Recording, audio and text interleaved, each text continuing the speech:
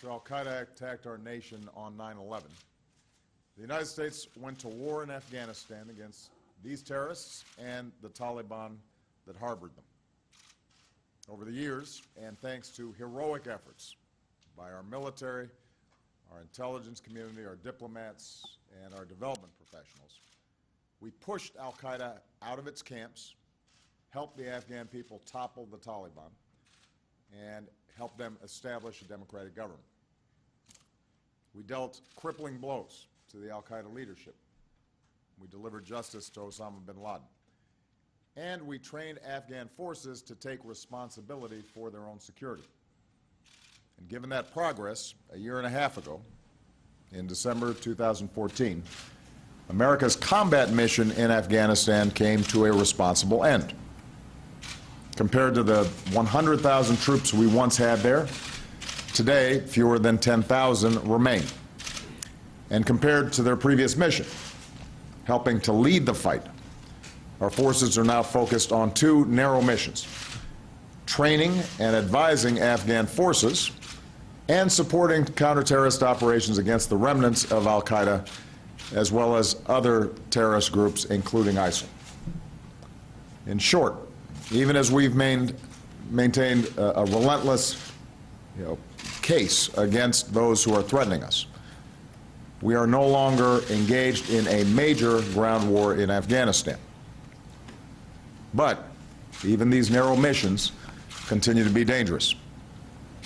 Over the past year and a half, 38 Americans, military and civilian, have lost their lives in Afghanistan on behalf of our security.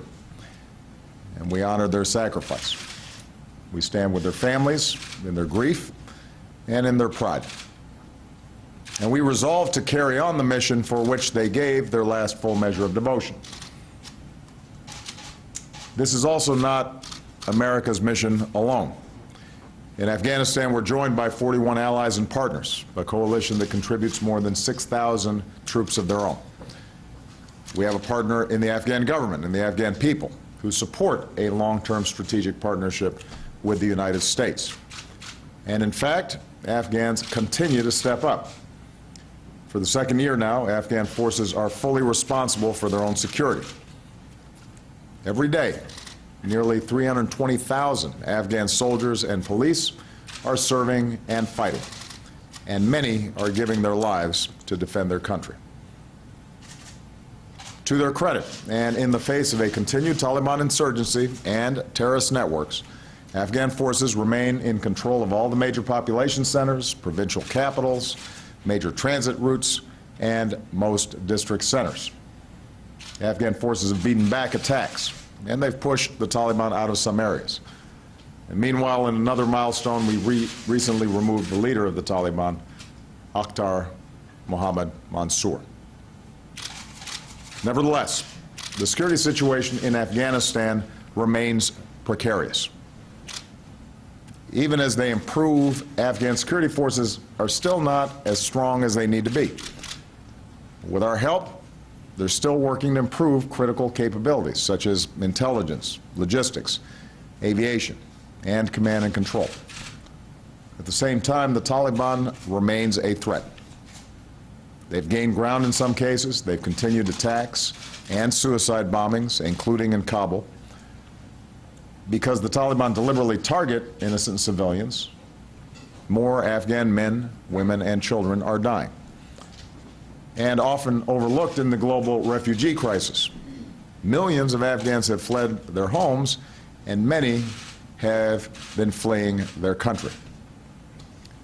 Now, as President and Commander-in-Chief, I've made it clear that I will not allow Afghanistan to be used as safe haven for terrorists to attack our nation again. That's why I constantly review our strategy with my national security team, including our commanders in Afghanistan. In all these reviews, we're guided by the facts, what's happening on the ground, to determine what's working and what needs to be changed. And that's why at times I've made adjustments. For example, by slowing the drawdown of our forces, and more recently, by giving U.S. forces more flexibility to support Afghan forces on the ground and in the air. And I strongly believe that it is in our national security interest especially after all the blood and treasure we've invested in Afghanistan over the years, that we give our Afghan partners the very best opportunity to succeed. Upon taking command of coalition forces this spring, General Nicholson conducted a review of the security situation in Afghanistan and our military posture. It was good to get a fresh set of eyes. And based on the recommendation of General Nicholson, as well as Secretary Carter and Chairman Dunford, and following extensive consultations with my national security team, as well as Congress and the Afghan government and our international partners, I'm announcing an additional adjustment to our posture.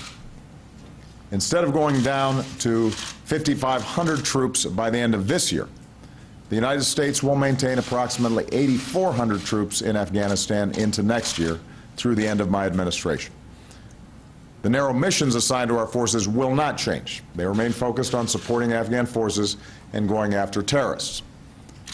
But maintaining our forces at this specific level, based on our assessment of the security conditions and the strength of Afghan forces, will allow us to continue to provide tailored support to help Afghan forces continue to improve. From coalition bases in Jalalabad and Kandahar, we'll be able to continue supporting Afghan forces on the ground and in the air, and we continue supporting critical counterterrorism operations. Now, in reaffirming the enduring commitment of the United States to Afghanistan and its people, the decision I'm making today can help our allies and partners align their own commitments. As you know, tomorrow I depart for the NATO summit in Warsaw, where I'll meet with our coalition partners and Afghan President Ghani and Chief Executive Abdullah. Many of our allies and partners have already stepped forward with commitments of troops and funding so that we can keep strengthening Afghan forces through the end of this decade. The NATO summit will be an opportunity for more allies and partners to affirm their contributions, and I'm confident they will, because all of us have a vital interest in the security and stability of Afghanistan. My decision today also sends a message to the Taliban and all those who have opposed Afghanistan's progress. You have now been waging war against the Afghan people for many years. You've been unable to prevail. Afghan security forces continue to grow stronger, and the commitment of the international community, including the United States, to Afghanistan and its people will endure. I will say it again. The only way to end this conflict and to achieve a full drawdown of foreign forces from Afghanistan is through a lasting political settlement between the Afghan government and the Taliban. That's the only way. And that is why the United States will continue to strongly support an Afghan-led reconciliation process, and why we call on all countries in the region to end safe havens for militants and terrorists. Finally, today's decision best positions my successor to make future decisions about our presence in Afghanistan. In January, the next U.S. president will assume the most solemn responsibility of the Commander-in-Chief, the security of the United States and the safety of the American people. The decision I'm making today ensures that my successor has a solid foundation for continued progress in Afghanistan, as well as the flexibility to address the threat of terrorism as it evolves. So in closing, I want to address directly what I know is on the minds of many Americans, especially our troops and their families who've borne a heavy burden for our security. When we first sent our forces into Afghanistan 14 years ago, few Americans imagined we'd be there in any capacity this long. As president, I focused our strategy on training and building up Afghan forces. It has been continually my belief that it is up to Afghans to defend their country. Because we have emphasized training their capabilities, we've been able to end our major ground war there and bring 90% of our troops back home. But even as we work for peace, we have to deal with the realities of the world as it is. And we can't forget what's at stake in Afghanistan. This is where al-Qaeda is trying to regroup. This is where ISIL continues to try to expand its presence. If these terrorists succeed in regaining areas and camps where they can train and plot, they will attempt more attacks against us. We cannot allow that to happen. I will not allow that to happen. This September will mark 15 years since the attacks of 9/11. And once more, we'll pause to remember the lives we lost.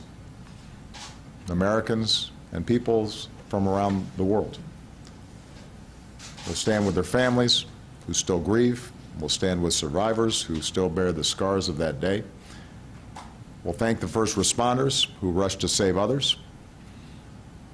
And perhaps most importantly, we'll salute our men and women in uniform, our 9/11 generation, who have served in Afghanistan and beyond for our security.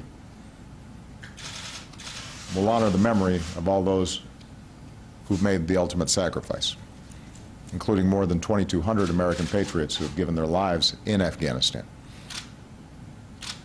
As we do, let's never forget the progress their service has made possible. Afghanistan is not a perfect place. It remains one of the poorest countries in the world. It is going to continue to take time for them to build up military capacity that we sometimes take for granted. And given the enormous challenges they face, the Afghan people will need the partnership of the world, led by the United States, for many years to come. But with our support, Afghanistan is a better place than it once was. Millions of Afghan children, boys and girls, are in school. Dramatic improvements in public health have saved the lives of mothers and children. Afghans have cast their ballots in democratic elections and seen the first democratic transfer of power in their country's history.